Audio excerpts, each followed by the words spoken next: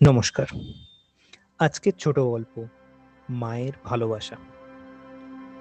সূর্য যেমন তার প্রথম কিরণ দিয়ে শহরের নিস্তেজতা আর অসারতাকে দূর করে, রাতের অন্ধকারে প্রদীপের শিখা নিজের সলতে পুড়িয়ে চারিদিক আলোকিত করে, ঠিক তেমনি আমাদের এই অন্ধকার জীবনে জ্বলে ওঠা সূর্যের কিরণ বা প্রদীপটি হলো আমাদের মা। কথায় বলে ভগবান একসাথে সবার খেয়াল রাখতে পারেন না, তাই তিনি প্রত্যেকের ঘরে একজন মাকে পাঠিয়েছেন তার সন্তানকে, তার পরিবারকে যত্নে, আদরে আর ভালোবাসায় আগলে রাখার জন্য।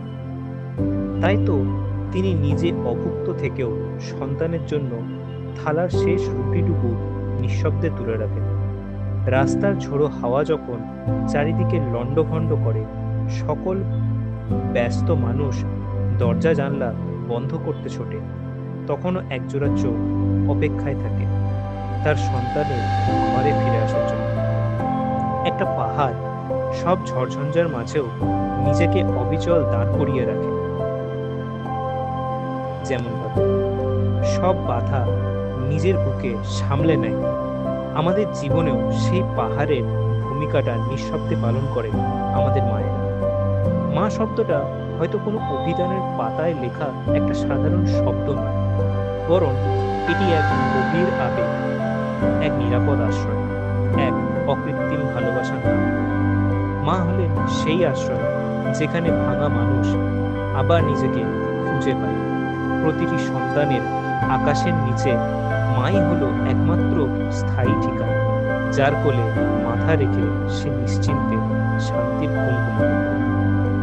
তাই মায়ের অর্থ কোনো কবিতা, গল্প কিংবা উপন্যাসে সম্পূর্ণভাবে প্রকাশ করা সম্ভব নয়।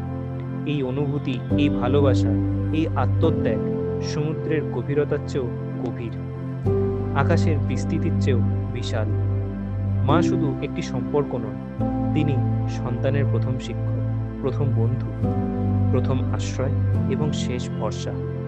জীবনের প্রতিটি সাফল্যের আড়ালে, প্রতিটি হাসির পেছনে, প্রতিটি স্বপ্ন পূরণের অন্তরালে নিঃশব্দে জড়িয়ে থাকে একজন মায়ের ত্যাগ। তাই পৃথিবীতে যদি নিঃস্বার্থ ভালোবাসার কোনো প্রতীক থাকে, তার নাম হলো মা, আমাদের মা।